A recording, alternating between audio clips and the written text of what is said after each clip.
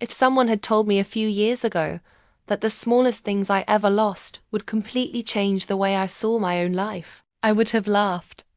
I never believed in signs, destiny, or strange coincidences.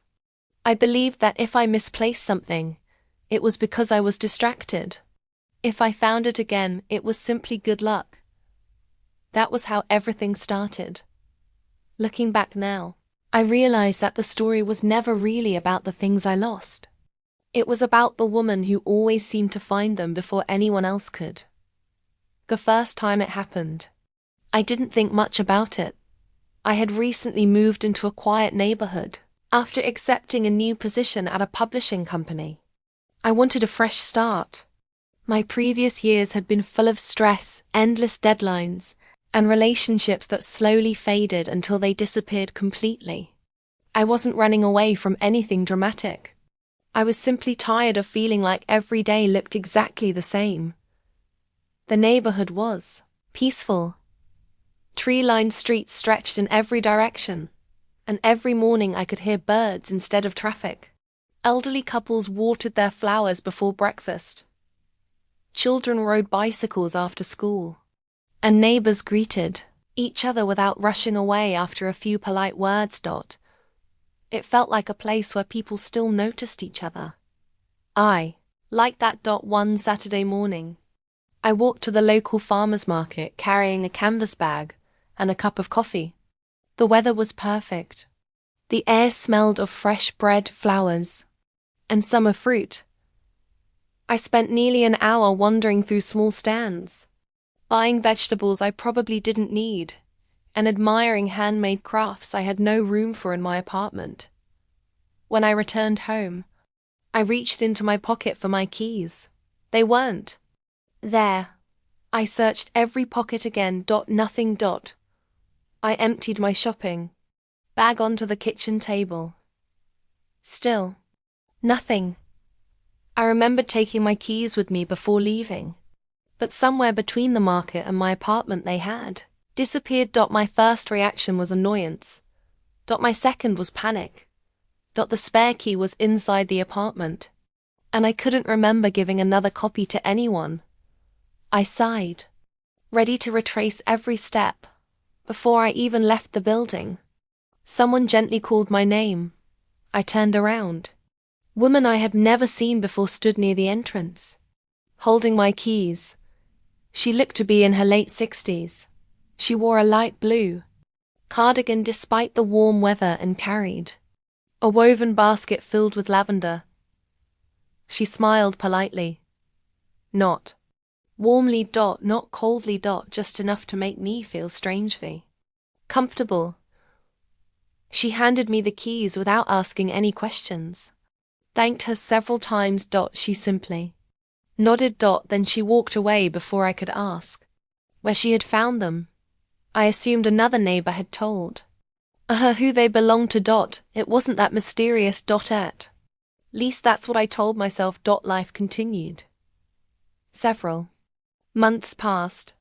Work became busier than ever. As an editor, I spent entire days reading manuscripts, correcting grammar, and helping authors turn rough drafts into stories worth remembering. Ironically, I spent my career helping other people tell meaningful stories while believing my own life was wonderfully ordinary. I lived alone. I cooked simple meals. I watered my plants every evening. I called my parents every Sunday. Nothing extraordinary happened. Then I lost something again. This time it was an old notebook. It wasn't expensive. It wasn't beautiful. Most people would have thrown it away years earlier. But inside that notebook were little pieces of my life. Ideas for future dreams. Books I wanted to read, places I hoped to visit, random memories I never wanted to forget. Whenever something made me smile, I wrote it down. Whenever life became difficult, I wrote that down too. The notebook had quietly become the place where I stored parts of myself. One rainy afternoon, I stopped at a small cafe after work. I wrote for nearly an hour, while drinking tea beside the window. When I left, I accidentally forgot the notebook on the table. I realized my mistake almost 20 minutes later. I hurried back through the rain. The notebook was gone. The waitress apologized and said nobody had turned it in. I searched every corner of the cafe acute. Nothing. For several days I felt surprisingly sad. Not because of the notebook itself, because I believed those memories had disappeared forever. 3 mornings later, I opened my apartment door to leave for work. The notebook was sitting neatly on my welcome mat. Dry. Cleaned. Untouched. There wasn't even a note explaining who had returned it. As I bent down to pick it up, I noticed someone standing across the street. The same woman. She wasn't looking directly at me. She simply continued walking as though nothing unusual had happened. For a moment I considered running after her. Instead, I stood frozen. Something about the situation felt impossible to explain. How did she know where I lived? How had she found my notebook? Why did she always disappear before I could ask a single question? I convinced myself there had to be a perfectly reasonable explanation. Maybe someone from the cafe recognized me. Maybe another neighbor knew where I lived. Maybe she was simply doing a kind favor for someone else. That explanation satisfied me. For a while. Autumn arrived. Trees slowly turned shades of gold and red. Cool mornings replaced the warm summer air. I started taking longer evening walks through the nearby park. Walking helped clear my mind after spending entire days in front of manuscripts and computer screens. One evening I brought along a novel that had belonged to my grandmother. Its pages had yellowed with age, and her handwriting filled the margins with little thoughts she had written decades earlier. Reading that book always made me feel close to her. I sat on my favorite bench until sunset. When darkness began to fall, I walked home. Halfway there, my heart suddenly sank. The book, I had left it on the bench, immediately turned around. The bench was empty. I searched nearby bushes. Trash bins. The walking path. Nothing. This loss hurt more than the notebook. That novel had survived decades. My grandmother had held it in her hands. Now I had lost it because I wasn't paying attention. For the first time, I became angry with myself. How could I keep making the same mistake? The following afternoon, someone knocked gently on my apartment door. I opened it. No one was standing there. Only the book rested carefully against the wall. Its cover had been wiped clean. Inside was a pressed autumn leaf that definitely hadn't been there before. No message, no explanation. I picked up the book with trembling hands. For several minutes I couldn't move. That was no longer a coincidence. Someone was quietly watching over the pieces of my life. And somehow, every time those pieces disappeared, they found their way back to me. I looked out the window, hoping to catch one last glimpse of the mysterious woman. The street was empty. For the first time, I realized I wanted answers more than I wanted certainty. I had no idea that my search for that quiet stranger was about to uncover a story far greater than my own. After that afternoon, I stopped telling myself everything could be explained by coincidence. 3 different things had disappeared from my life. 3 different times. They had found their way back to me. And every single time, the same woman had appeared somewhere nearby before quietly disappearing again. I didn't feel frightened. What I felt was curiosity. Who was she? Why did she seem to know so much about me while I knew absolutely nothing about her. For several weeks I paid much closer attention to my surroundings. Whenever I walked to work, I looked at every face passing by. When I visited the market, I searched the crowd before buying anything. During my evening walks, I found myself glancing at every park bench, every quiet street, every garden. Sometimes I thought I glimpsed of her blue cardigan in the distance. By the time I reached that corner, she was gone. Eventually I decided to ask around. The neighborhood had the kind of small businesses where people remembered regular customers. The owner of the bakery recognized almost everyone who walked through the door. The woman who ran the flower shop knew which neighbors preferred roses and which ones loved sunflowers. Surely someone knew the mysterious woman. I described her as carefully as I could. Late 60s. Grey hair always neatly tied back. A woven basket. A calm smile. Gentle eyes that somehow looked both happy and incredibly sad. Most people politely shook their heads. A few thought she sounded familiar but couldn't remember where they had seen her.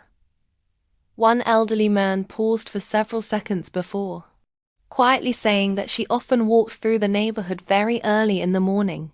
He didn't know her name. He only remembered seeing her collecting small things from sidewalks and park paths. Lost gloves, scarves, children's toys, umbrellas. She always looked as though she believed every object deserved to return home. That sentence stayed with me. Every object deserved to return home. There was something beautiful about that idea. As the weeks passed, I noticed something strange about myself. I became more careful. I checked my pockets before leaving a cafe, looked behind me whenever I stood up from a park bench. I counted the bags I carried home from the grocery store. Almost as if I didn't want to disappoint the woman by losing something again. Winter slowly arrived. The mornings became darker. Snow covered rooftops and sidewalks. People hurried from one warm building to another with their collars pulled high against the cold wind. One evening I stayed late at the office finishing an important manuscript. When I finally left, snowflakes drifted quietly through the empty streets. Everything felt peaceful. I decided to walk instead of taking the bus. Halfway home I noticed an elderly man struggling to carry several heavy grocery bags across an icy sidewalk. Without thinking, I walked over and helped him. His apartment building was only a few minutes away. He thanked me several times with grateful eyes. As I turned to leave, my attention stopped on a framed photograph sitting beside his front door. The woman. It was her. She looked younger in the picture, but I recognized her immediately. The same gentle smile. The same thoughtful eyes. Before I could stop myself, I pointed toward the photograph. The elderly man smiled softly.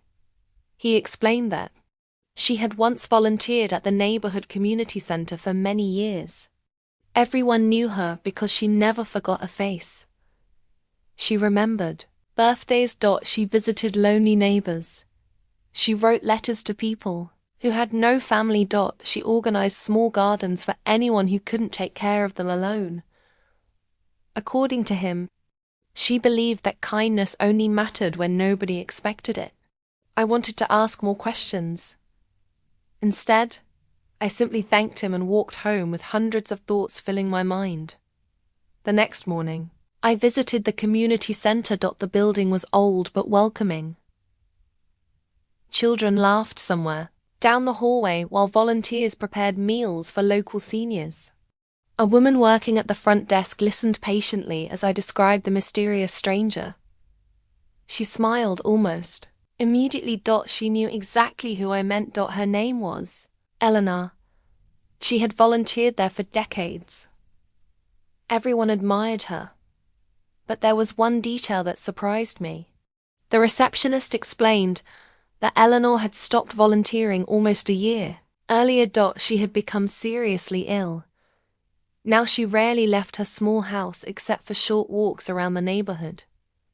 For some reason, hearing that made me unexpectedly emotional.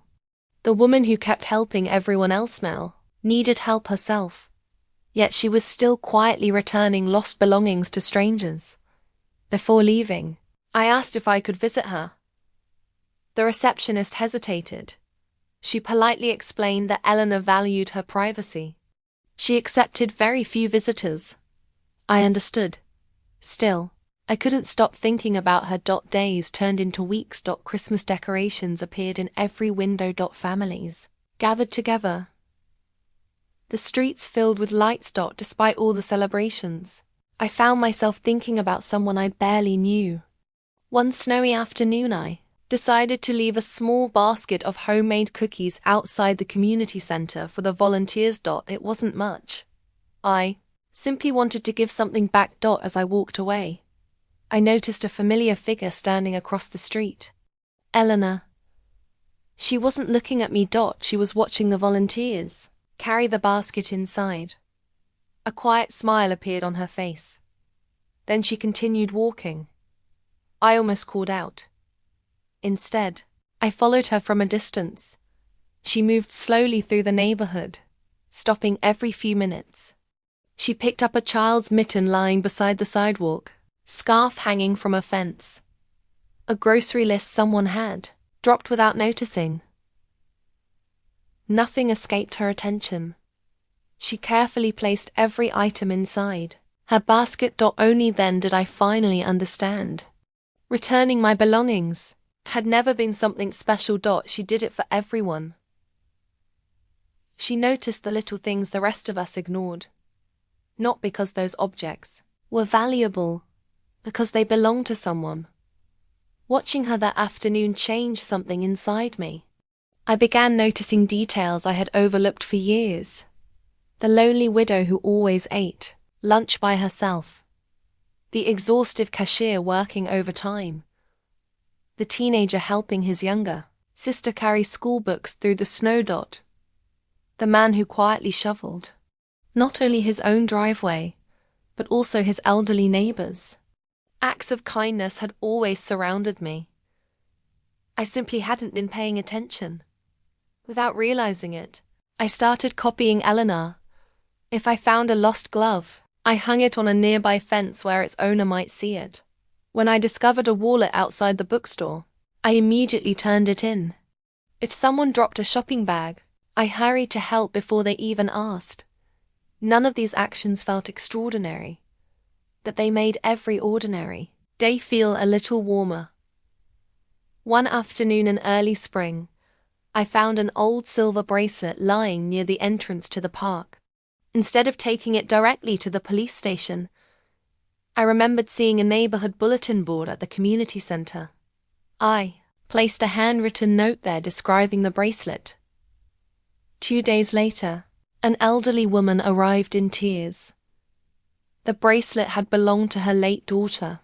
She hugged it tightly as if she had recovered a precious memory instead of a simple piece of jewelry. Watching her leave, I suddenly understood why Eleanor cared so much about lost things.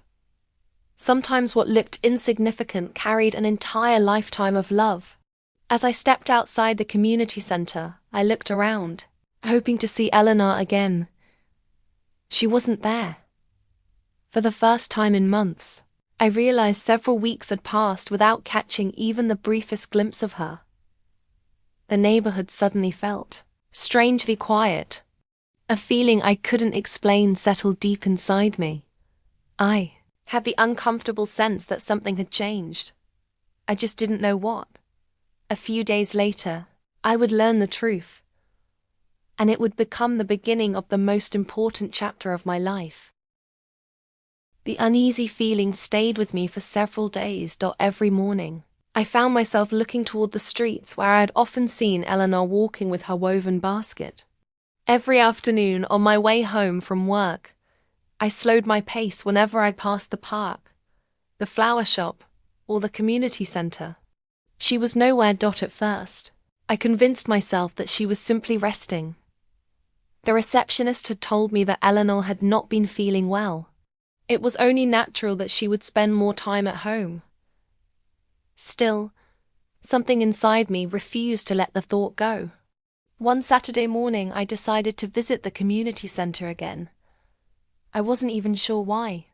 Maybe I hoped someone would casually mention that Eleanor had been there the day before. Instead, I noticed something different the moment I walked inside. People were speaking more quietly than usual. The cheerful atmosphere I had become familiar with had disappeared.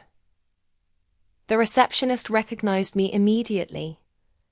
She smiled kindly, but I could see sadness in her eyes before she even spoke. Eleanor had passed away 3 days earlier. For several seconds, I couldn't process the words. It felt impossible. I had never truly known her. We had never shared a conversation. She had never told me her story. Yet the news left an emptiness I couldn't explain. It felt as though someone had quietly disappeared from the background of my life, taking with her a sense of comfort I hadn't even realized I depended on. The receptionist gently explained that many neighbors would gather that afternoon in the small community garden Eleanor had helped create years ago. Anyone who wished to honor her was welcome. I spent the next few hours walking aimlessly through the neighborhood. Every familiar place reminded me of her. The bench where I had forgotten my grandmother's novel. The market where I had lost my keys. The sidewalk where I had first seen her holding my belongings with that calm smile. I realized something unexpected. Whenever I remembered Eleanor, I couldn't picture dramatic moments. I remembered ordinary ones. A quiet smile, steady footsteps, gentle hands carefully holding something that belonged to someone else. By afternoon, I found myself standing at the entrance to the community garden. It was even more beautiful than I remembered. Spring flowers had begun to bloom. Birds moved peacefully between the trees. Neighbors quietly placed fresh flowers near a small wooden bench dedicated to Eleanor. No speeches were given. No grand ceremony took place. People simply stood together, sharing silent gratitude. That somehow felt exactly right. After most visitors had left, an elderly man approached me. It was the same man I had once helped carry groceries through the snow. He remembered me immediately. He told me that Eleanor had left several boxes of personal belongings for the community center to organize. Among them were dozens of notebooks. Inside each notebook, she had carefully written dates, locations, and descriptions of items she had returned over the years.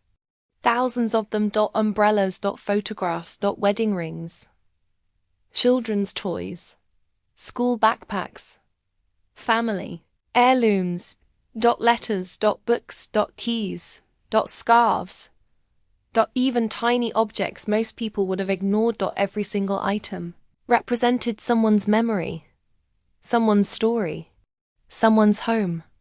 The notebooks also contained short observations. Nothing personal, just simple reflections. Many entries described how relieved people looked after finding something they believed was gone forever. Others mentioned how often people never even learned who had helped them. She never seemed disappointed by that. Quite the opposite. She appeared happiest when her kindness remained anonymous. The community center planned to preserve the notebooks because they represented decades of quiet service to the neighborhood. As I carefully turned the pages, one entry caught my attention. It described a small black notebook found in a cafe during heavy rain. The date matched the day I had lost mine. My heart started beating faster. There was one sentence written underneath. She writes about hope even on difficult days. I closed the notebook slowly. Eleanor hadn't simply returned my belongings. She had read enough to understand that the notebook mattered. Yet, she had respected my privacy. She had never mentioned a single word she had seen. Instead, she had simply made sure my memories found their way back to me. I kept reading. Another entry described an old novel with handwritten notes in the margins. Beneath it she had written, "Some books carry 2 lives at once." Again, only one sentence. just enough to remind herself why it deserved to return home. I suddenly understood that Eleanor never saw lost objects as possessions. She saw them as pieces of people's lives. That realization stayed with me long after I returned home. The following Monday, I walked to work as usual. Halfway there, I noticed a little girl crying near a bus stop. Several adults hurried past without noticing.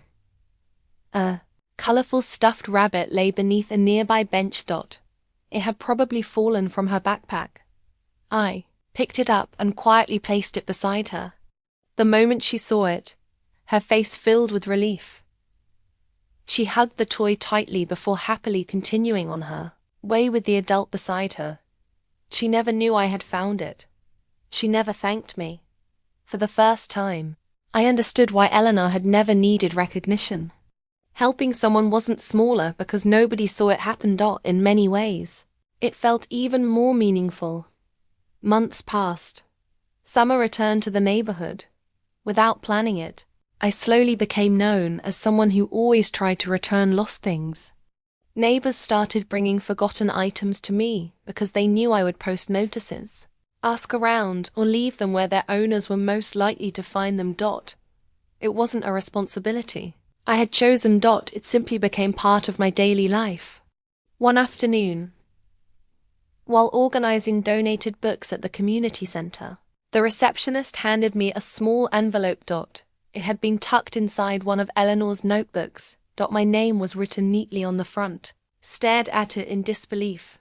She had known my name all along. Inside was a single folded sheet of paper. There was no explanation. No dramatic confession. Only a few handwritten lines.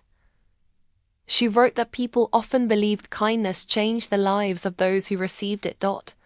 In her experience, the opposite was just as true. Every act of kindness quietly changed the person who offered it. She hoped that one day someone else would notice the little things others overlooked, not because she had asked them to, because they had learned to see the world differently. There was no signature. There didn't need to be. I folded the letter carefully and placed it inside my grandmother's old novel. It felt like the safest place for it. Years have passed since then. The neighborhood has changed. New families have moved in. Children have grown older. Some of the old shops have closed, while new cafes and bookstores have opened. Life continues, just as it always does. Every now and then, I still lose something. A shopping list, a bookmark, a pair of gloves. Sometimes I find those things again. Sometimes I don't. But now, whenever I notice something forgotten on a park bench, lying beside a sidewalk, or resting quietly beneath a tree, I never walk past it. I stop. I pick it up. I wonder who might be searching for it. Then I do my best to help it find its way home. People sometimes thank me. Most never know who returned what they had lost. I have discovered that both endings feel equally satisfying, because Eleanor left me something far more valuable than the notebook, the novel, or the keys she once returned. She taught me that the smallest acts of kindness are often the ones that remain in someone's heart the longest. The world rarely changes because of one extraordinary moment. It changes because ordinary people choose, again and again, to notice what everyone else has overlooked. Whenever I walk through the neighborhood garden, I still pass the wooden bench dedicated to Eleanor. Fresh flowers almost always rest beside it. No, one seems to know exactly who leaves them there. I have never tried to find out. Some beautiful things don't need an explanation. They simply remind us that kindness has a quiet way of continuing long after the person who started it is gone. And every time I return something that someone believed they had lost forever, I smile to myself. Because in those small moments, it feels as though Eleanor is still walking these streets, carrying her woven basket, gently helping people find pieces of their lives again.